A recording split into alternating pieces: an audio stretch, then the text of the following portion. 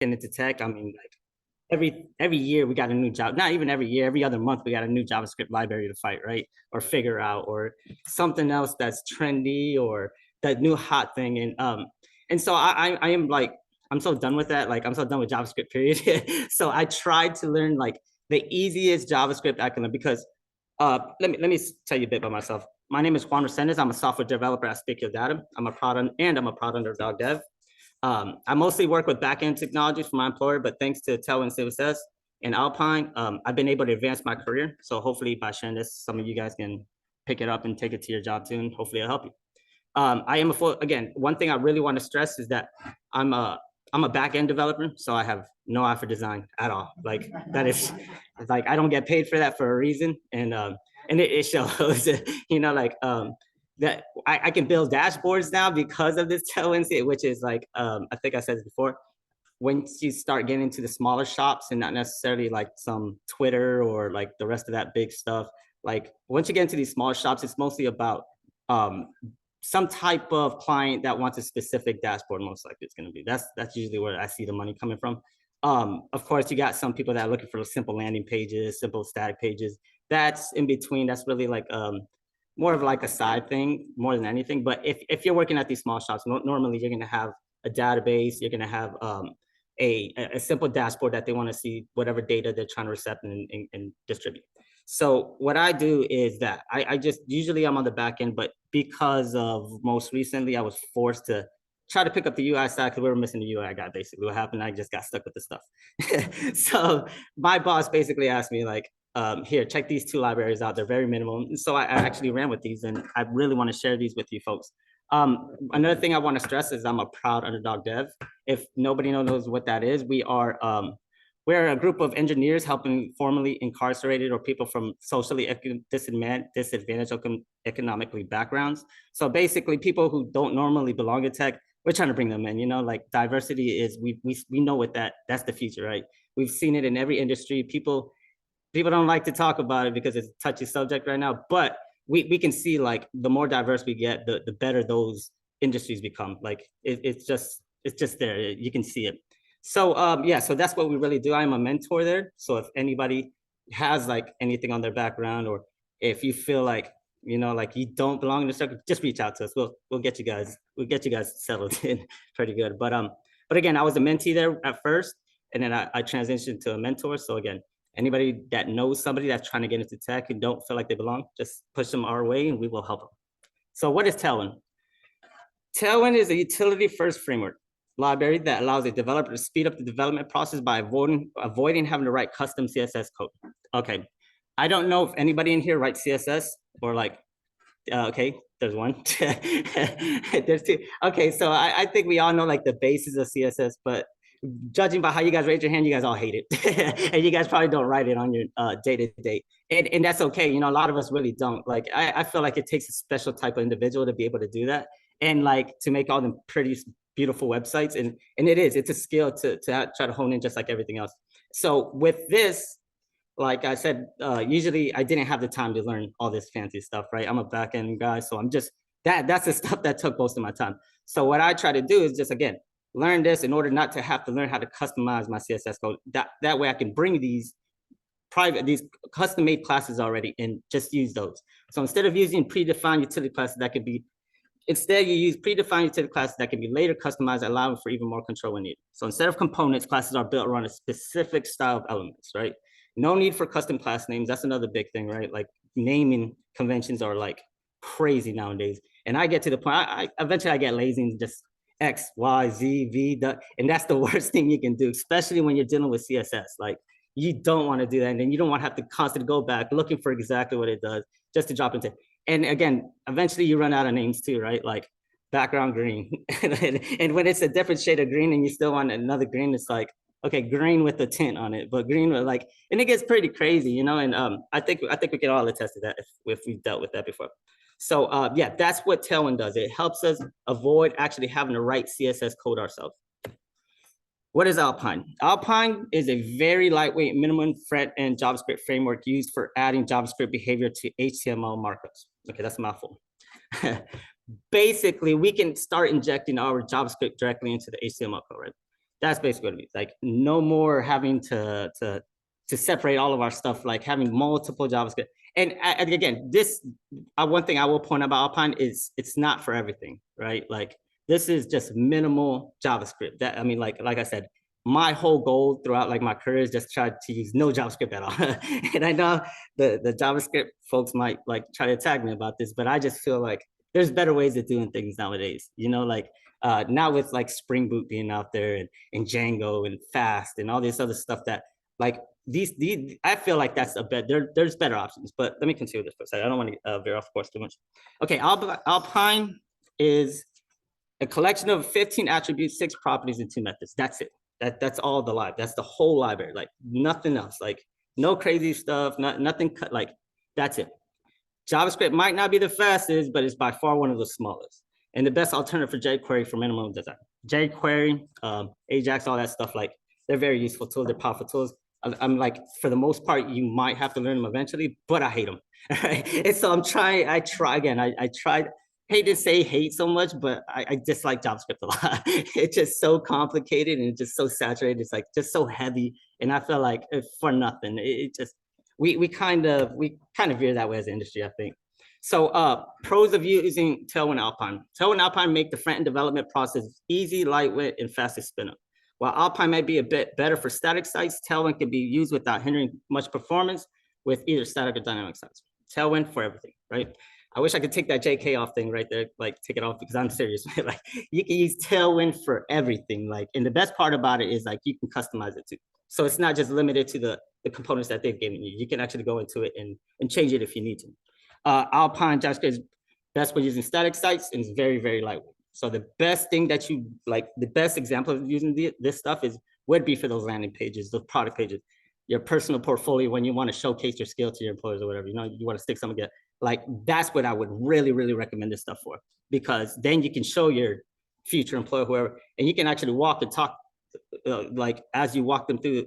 And it just, again, we're constantly trying to build our portfolios, right? Like that never stops. Like that's a never ending game. Unless like eventually you're going to retire from the job that you're at and you don't really care, but usually that's not the case, right? And then cons of using Tailwind Alpine. Okay, although Tailwind and Alpine are very lightweight and very easy to use, they do come with a big drawback, and that's usually speed. While not painfully slow, it does come up short compared to the more mainstream libraries, right? Tailwind, on the other hand, while not slow, does have a bit of a process to set up, because then we're getting into like configuration files.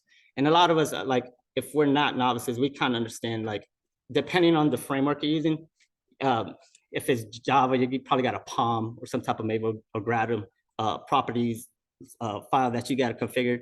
I think, what is it? What's it called? Python got like its own little, React got a JSON config file, I think. I'm not sure, but every framework got their own configuration files that you got to get into. And with Tailwind, you're going to have to get into those configuration files. And that makes it a bit tougher for those who are just starting out, because I mean, it took me a while to actually realize what those JSON files really did, right? Like you'd spin up a React project and you'd have all these like property files and you don't necessarily know what to do with them. But yeah, we'd have to dig into those just a little bit, not too much, nothing crazy, but just enough. So when building dynamic sites, Alpine may cause it to slow down, like pretty bad. Tailwind has it complicated. So those are really the two biggest cons for these frameworks. Okay, there are 2 main ways. Now we're gonna get into the installing of the Tailwind. There are 2 main ways to install Tailwind, but depending on your framework, you might have additional steps. That's what we were talking about just a minute ago. One quick example of that is when using Laravel, you'll need to update your Webpack mix config file, right? And again, that's the stuff that gets a little bit tricky for some if you don't know necessarily how to get into your config files. So when installing Tailwind, you have 2 main ways to do it. One, you can use it using the NPM, or you can use it using a post CSS plugin. So if you use the NPM way, then you're going to basically download the CLI for Tailwind. And with the CLI, then we could just give it commands in order to use that instead of having to go through this post CSS. If you know what post CSS is and you actually dealt with it, then I mean, this is pretty straightforward. If you don't, I don't really necessarily want to get too much into that part, because I just want to talk about how you would use Tailwind from directly from them, just using it straight from using their CLI. So now to configure. This is what we're just talking about. When we need to, after spinning that up, we're going to have two config files inside of your main directory. You're going to have this Tailwind config JavaScript file. So all we're going to really need to do to that is just point it to where our templates are, whether it's like wherever they are. And this can change, of course. This could be, usually it'd be like a resource inside your styles or whatever. So depending on where you got it inside your directory, you're going to point it to the direction of where all your templates are. And then we're going to get into our main CSS file. All we're going to do is we're going to put these 3 layers of Tailwind, which is the basic components and the utilities. This is how it communicates to Tailwind to tell it how to actually spin up the CSS. And if you're using post CSS, again, you're going to have a file already where post CSS is going to have a file where you already got this stuff in your directory. And all you're going to do is add these 2 plugins to it. That's it. Okay, then we're going to start the build up process. Again, if you got a post CSS, then you already got it configured in your main file how your project is spun up, right? So either it's going to be run dev or like run, like, I forgot exactly what those JavaScript commands were, but there's a few of them. Depending, again, it's just based on how your actual project is set up or your main framework is set up. And if you're using the Tailwind CLI, we're just going to run this simple command to spin up our. Now, there's 2 things about this command. One, where our input CSS file, which was this right here, right? This is what it's looking for, this Tailwind, this base, this component, and this utility stuff. And then the output file, right? So this is where the file is going to come out. And that's where our built CSS file is going to actually be. So for example, I'll show you guys in a second. But when we start building these classes, all we need is a class name. And after that, Tailwind does everything behind the scenes. And it's going to build you the actual CSS page for it. Okay, now installing Alpine. Now this is a lot easier. There's 2 main ways to do it. One, you can actually stick just this simple script inside your header, or 2, you can use npm install to actually install into your project. Now, if you do it like this, you're gonna have to add this to your JavaScript main file, wherever it may sit. And all you gotta do is just import Alpine, use Alpine, and that's it. So that is basic. Alpine is so much more easy to use than Tailwind, as you can see. With Tailwind, we do got to config and install. And then with Alpine, you just simply install. You might have to config depending on how you do it. But again, it's not much to it. Okay, so these are my go-to docs. This is very important because most recently, and it just was recent, Tailwind just recently got their document stuff together. Like for like the last year or so, it's been garbage, like completely trash. But again, most recently, they just upgraded this stuff. So now it is so helpful. So now we can go over the code a little bit and see how exactly it looks when it started with Tailwind. So one thing I like to use as a perfect example are background colors, right? Background colors. Okay, so normally when we do background colors or do sometimes CSS, this is how we would normally stick our code inside of a CSS file, right? We stick this into our CSS file, we name it whatever name we give it, and then we call it inside of our HTML with that given name that we did. Well, with Tailwind, all we would do is write this inside our HTML, inside our actual class, and on the back end, it'll build this for us, right? So instead of working back front, we work front back without having to worry about how to do this. So this, and now I'll show you how. Another really cool one is gradient colors, right? I think gradient colors make a website look so different, right? And it's so simple, like it's not even nothing crazy, but it can make a site look so simple to, okay, so this is how you would call a gradient class into your code, okay? And it would make your background gradient, for example, like that. So as you can see, like this makes it way better. Instead of having to write this, right? We just write this, okay? And again, we wouldn't have to look to how to actually do it with our CSS code. You just implement the class name inside your HTML and it builds the file again for you on the back end. Okay, these are, again, just more Tailwind reference pages, which are really, really cool. Again, Tailwind is just starting to like really get their documentation together. One thing I really do dislike is some of it is behind a paywall, just like Alpine.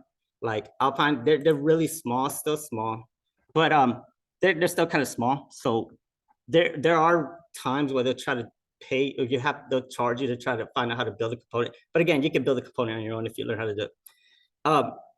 Now this is Alpine. Now Alpine's a little bit more different. but a lot, yeah, well, kind of, because again, we're still only messing with the HTML, right? So this is how we would do it. Okay. So what this is telling us is that inside our div, we got this Alpine code right here. And basically we're making a variable called open, right? And we're making it into a Boolean. It's false, right? So when you click on the button open, it's going to equal true, right? And then once you do that, again, this is still just more Alpine stuff. So at click, you're going to open, it's going to equal true. So it's going to expand. And then after that, this is going to kick in, it's going to open. It's going to X show is open. So that means it's true, right? So if it would have been false, X show would have been false. It wouldn't open, right? Because it's a Boolean. And so that's it. That's Alpine. That's the JavaScript, right? So no scripts, no like having to write a function for it, no like having to do anything. That is it. That's how we would store data, and then we'd call on it depending on what we were doing. So let me get some more examples here.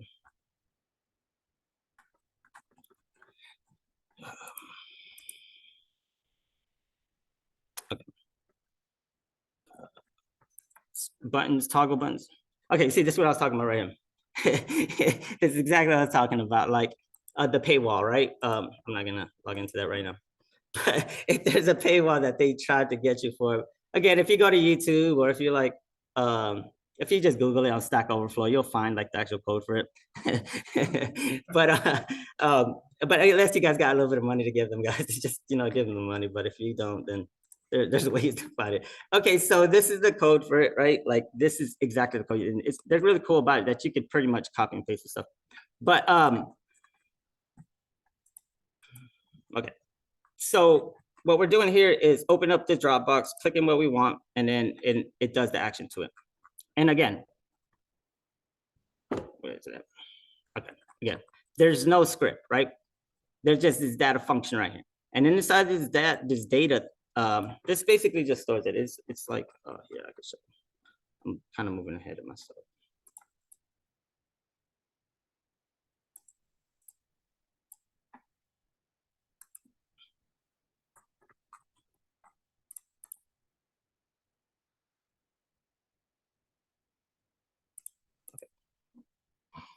Okay, so Xdata. Xdata is a directive that defines a chunk of HTML as Alpine provide component and provide the reactive data for that component to reference. So basically, all it does is it stores data for us. It can also be a function. Again, it can store whatever type of data that we want it to do. And so with that, we got something like this, right? Where foo equals bar, right? And if text foo will output bar. Now, if Xdata equals baz, foo will output the word bar and then bar eventually, depending on how we would use it, right?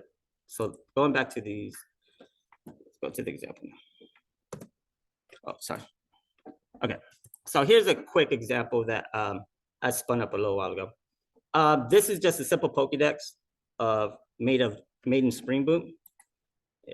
I don't know if anybody's ever used online IDEs, but this is Gitpod. Gitpod, you can just simply click and go. It's really cool. I don't actually introduced this to our meetup group for this October fest just after. Yeah, and it's really, really cool. It helps you if you don't got a strong machine. It's very, very clutch because it's not going to crash your stuff. So you can really push things that you normally wouldn't be able to push with your regular machine. Okay. Yes. Yes. Yeah. Everything. Yes, a lot lighter. Yeah.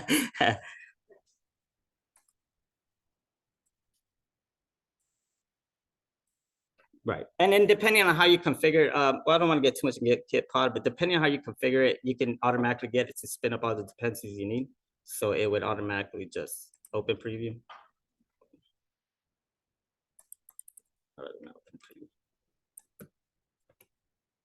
Okay, so this is the Pokédex, right? And it's a really simple Pokédex. You just type a name or you click on one of the original 151s and then it searches, right? Okay, so that's it. It's just like super simple. Now, this is what I wanted to show you first. Okay, so we got a few files here, right? This is Java. This is Spring Boot. If anybody is not familiar with it, that's fine. I just want to show you just the front side stuff. So just basic template stuff. Okay. Okay, the first, we got two things. First, you got this Tailwind config JavaScript file, right? And this is the one I was showing you folks initially about how, where you have to point it to exactly where your templates are at, right? And again, mine was inside the resource template file. And so in here, so I pointed it to this so it could pick all this up, right? Now, going to the index, right? Okay, so for, ignore all this part, just let's start at the body, right? In the background. Okay, so this is our first piece of Tailwind that we got, right? It's a simple background color white, okay? And it's for the whole page, so, okay, there's. So,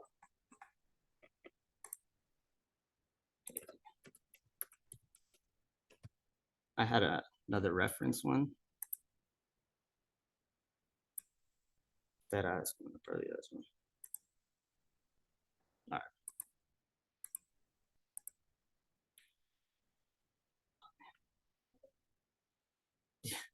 right. I'm like not trying to close anything at the same time. Okay. Okay, so by changing this background white color, and I don't know why I closed this.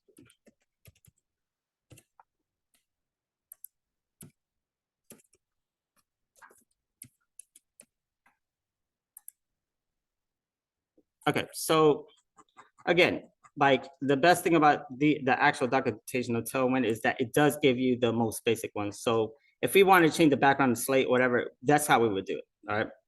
And after you would do that, right, you'd go into the static, and this right here is what gets built from you installing your classes. Okay, because again, I never look into this file ever, like unless I'm trying to customize something and change it for me.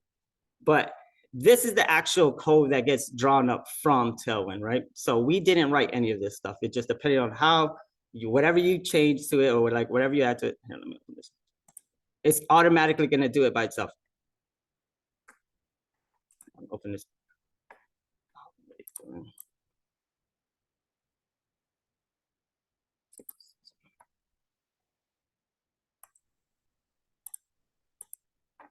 Okay, I think this one's, yeah, this.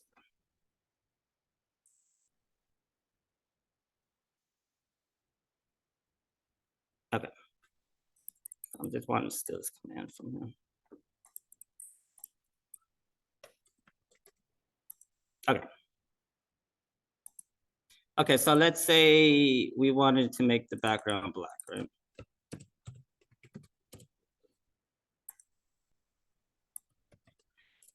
Just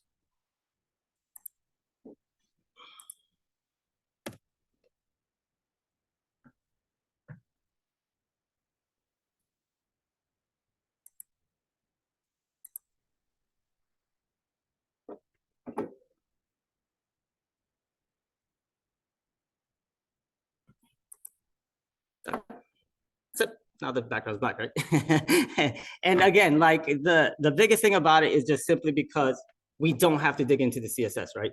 We could just do it straight from our HTML template, and never once did we have. So like, even if we wanted to do something like, again, have a gradient background, right? If you have a gradient background, I feel like, well,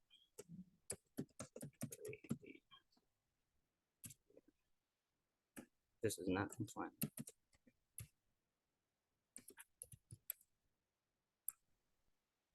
Okay.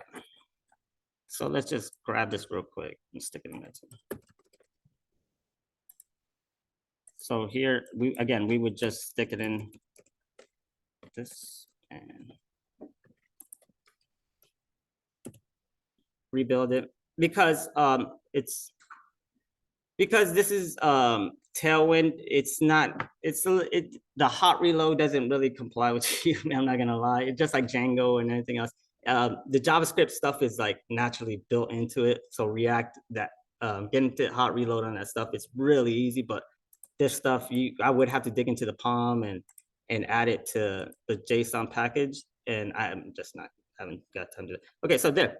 So again, that goes back to what I was saying, like, right, simple backgrounds like that could make it look like you actually know what you're doing. In reality, we're just getting it from Tailwind, right, and sticking it in. But like, again, this right here has helped me been able to just identify what I need and leave out everything I don't, right? Because we're constantly told we need that excess, that nice, super extra stuff. But in reality, we don't. Like me, my method, and I know this might sound horrible, is I like making columns for everything, right? I hate using like a grid. Like, here you go. I can show you exactly how that's set up right there.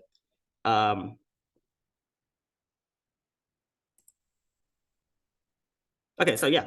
So you see how here we just got 151 right here. Okay, so here we got a grid, right? And the grid got a gap of 6, and it got grid columns of 1. And this is how you would do make your site dynamic, right? And you would use these media queries right here like that. So for small screens, I want it to have grid columns of 2. For large screens, I want to have grid columns of 3, right? So if I go back to my Pokemon site and I close it, right? If it's large, it's 3. If it's medium, it's 2, right? Because it's responsive. And again, I don't have to do anything on CSS code to do it, whatever. I would just literally add these little codes, right? Just SM colons, and then however I wanted to set my stuff up, depending on the media query that I was looking for. So again, and that's another thing that just, it helps me personally out a lot, because not having to go into dig into the CSS and do that, to me, that's a huge time saver. And then like, if anybody's ever like tried to get it down perfect, and you like, man, you go back and forth between the pages so often, man, just to get it like 2 pixels to one side or the other. And it's so annoying. And I'm like, I'm a perfectionist, so I hate that it bothers me like that, because then I'm there all night, right? And again, this helps me so much more, because I don't gotta look, I don't gotta hunt it down on my CS code and worry about it crashing something if I did do something wrong, right? I could easily find it here, and without having it. And again, every time it gets updated back here, right? So if I look for it, we would find it. So yeah, now let me show you folks a little bit of this Alpine, on how Alpine would actually interact too, and what kind of code it would look like. And I don't necessarily got too much of this stuff around, but okay. Okay, so here's my Alpine stuff, right? I made okay, so I kind of did this a little different since it was a little bit more complicated. I made a handle for it, right? And this is the function script that I wrote for this, okay? So what I do is, as I inject that function into my data header, right? So now I got this function inside of this stored as data. And I call it down here in order for it to iterate through these fields, right? And as they iterate through the fields, it's using this X model to tag whatever I am inserting into it. So if I go to the actual,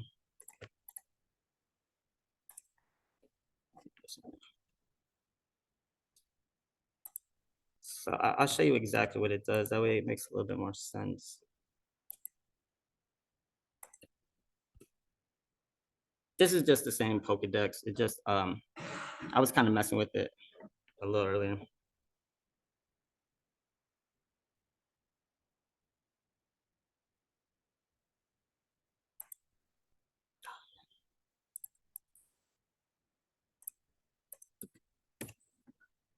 Okay, so let's go to Ditto search.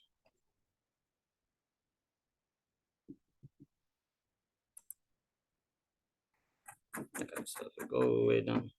Okay, so this is the little bit of JavaScript I did insert into it, right? It's just to add rows of Pokemon names that you want to make a list of. So if you want to get a Ditto, right?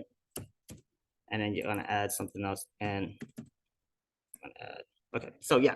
So this code is from here.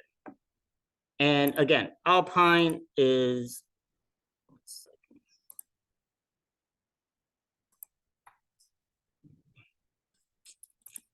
okay, so there's, so yeah, so again, in the same sense almost, where we got CSS right alongside with all this stuff, right? The form input with full, like this is all Tailwind stuff. All these are nothing but Tailwind classes, nothing is custom. Everything that I've built off of this is just comes from them, and it gets built by that. And so if you look at Tailwind is, I mean, Alpine is about in the exact same sense, where we're injecting directly inline, right? We're putting this stuff without having to go write it inside of our JavaScript files. We don't have to go back and forth. We could just stick it all in here at one time. And if we need to reuse it, again, we can stick this function stuff inside our JavaScript file and call it like that from a file. But again, the whole point of this is so we don't got to jump back and forth, right? And that's my biggest issue, not having to learn all this like CSS stuff. not having to have to learn all the JavaScript stuff, just being able to use the functions that I need, stick them in here, and that's it, right? Because a lot of, again, usually what we're doing is building dashboards. And with dashboards, all you really do is posting data, right? Like you're not necessarily like juggling the stuff around. You don't want to juggle data back and forth between like the client side and server side. So again, yeah, so that is how we would deal with Alpine and CSS. Yeah, so I think that is the end of it. Yeah, okay, so I did leave 3 more examples for you guys to go if anybody wants to look at this chat afterwards. But yeah, but they're all pretty much Pokédexes. They're just in different languages, so you can actually see how the packages work with it, like the actual configuration files. But for the most part, it's all the same. Once you got Tailwind config, all the keywords are the same, all the class names are the same, all everything is just uniform, man. And that's why I do recommend using that for like everything. I'm sure there are their drawbacks and people got the reasons why they wouldn't, but again, for me personally, yeah, I do strongly recommend it. But again, before any questions? Yeah. How hard is to override classes?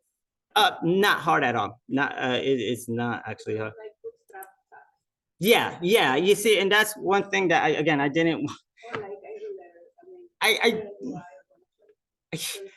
I did try to avoid customizing even Tailwind components just because, again, I don't want to touch any CSS at all, right? If I have to customize something, it's usually because like the client's asking for something really extra, and that's really the only time I've ever seen that. But for the most part, I haven't need to do it too much, but I have. But yes, you can customize the Tailwind stuff. They actually got some real good documentation on it. Yeah, yep. Yeah, they got some again. That's the only thing I've ever had to customize was the media screens, because large, from extra large to medium to small, doesn't necessarily correlate with a lot of screens, I've noticed. So I've had to like make a media query in between extra small and medium or small, and then like between large and extra large, I had to make another media query. And that's the only time I've had to actually customize the CSS stuff. But so if you go to any of the colors, and it's whether it's colors, whether it's size of text, like at the bottom of their documentation now, they added a space to show you. Oh, that is awesome, right? So it's all exactly the same. It's set up just like right. There's only text that goes up a certain time. Right, and this is actually where I got that media screen, because I was fighting for it. And yeah, so like here, let me show you. I can show you in the code too. Okay, right here. So this is where we would customize everything, right? So like we would insert this stuff, this screen stuff into this config file. So yeah, so it's literally that easy. Like my man said, you can copy and paste this code basically nowadays, and they pretty much set it up for you to just use. Yeah.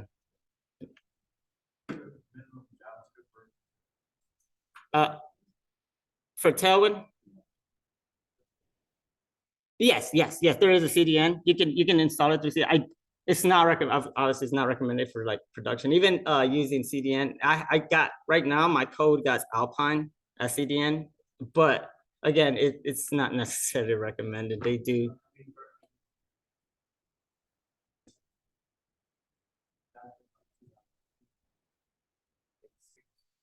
Right. I don't. I can get back to you with that. I'm not too sure, but I do gotta. I can ask. I know somebody I can ask, but yeah, I'm not too sure, to be honest with you. Everything's still relatively new, so everything's like that. Like it's still very, very far. Like it's still, yeah, yeah. Forms, yes. That's right. And you know what? This is exactly what I do recommend for like the stuff like that, for forms or anything that. Correct.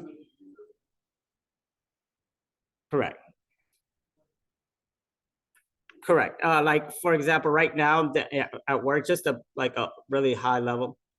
There's an area where I need customers to insert something or from a drop down box, and I need it to store it at that level because, and so yeah, so yes. Okay, it depends on what your framework is, right? Because for example, with Spring Boot, I'm gonna use a template because they got their own restaurant. So I'm using with Spring Boot, I use time leaf in order to send it to the back. And well, I would use to hold for the JavaScript state to hold that state. I would use like now I just learned about HTML and using Alpine with that, or just using HTML by itself. Like that stuff has really helped me with that. But yeah, there are methods, there are ways, but again, it just depends on what framework you're using, right? Like if you're using React and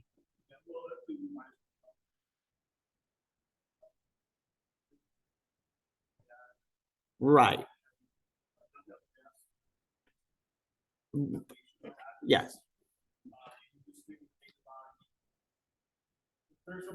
Yeah, no, I've actually seen that. Right.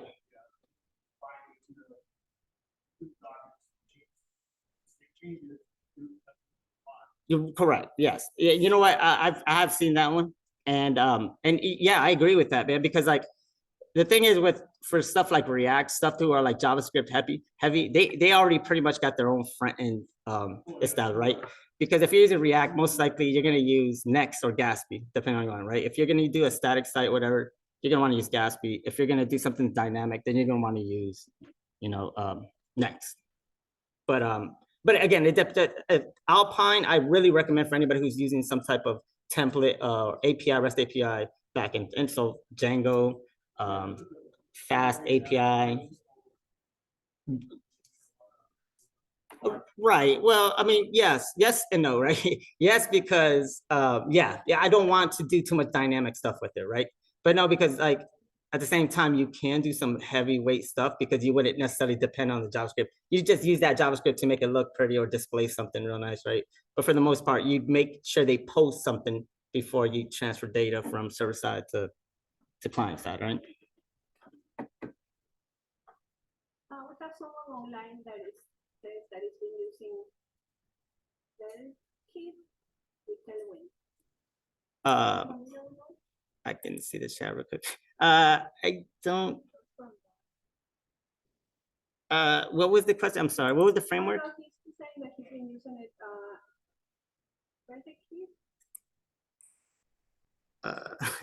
I could tell. I'll be using yes, level kit. Yeah, yep. That's another good one. And you know what? That is awesome. I've wanted to spin up a project with it because I think that's more React oriented, right? If I'm not, or is it Python oriented? So I've heard that one. I did have a project somebody said to me that they wanted me to look at that I never got to touch, specifically because they said that, yeah, it was Tailwind Selvit. It's like Selvit instead of Alpine, that's what they use, I think. And so they combined it with Tailwind, if I'm not mistaken. Yeah, I think I'm familiar with, semi-familiar with it, but yeah. Any more questions?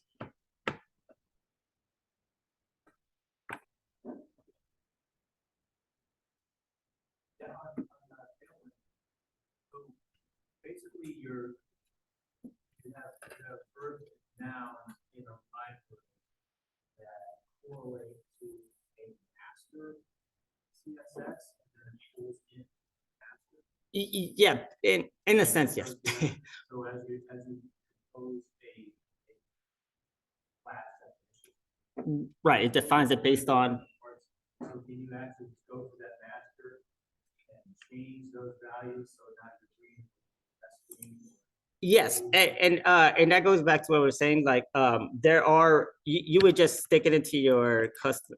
Let me see if I can show you again. Yes, you can customize those classes, those components, and you can take it very far. Again, for example, like right here, depending on how big your screen is, right? Like let's say 640 and 768 isn't necessarily working for what your dashboard has placed everything at. And so you want an extra media query in between to make it like 640 to like 720 or 730 something, So then you'd grab this and then you would stick this inside of in here, and this is the Tailwind config file. So if you're gonna customize anything or change anything, all of it would just go in here. So you just either put it into your plugins or themes, or depending on what you're trying to do, depending on what you're trying to customize. Yeah. So yes, we can alter those classes, and we can make new ones as we want. Oh, so yeah, there's a lot you can do with it.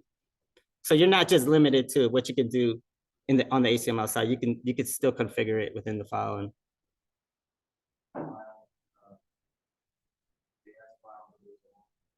well, this is actually a JS file, right? Because it's teleconfig.js. File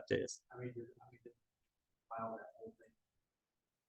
Yes, and it's gonna output it depending whether if you had a post CSS config or if you're just using the CLI stuff. It's gonna compose this whole file right here. Like this will just compose on my whole project. So whatever it builds, it sticks it in here. Yes.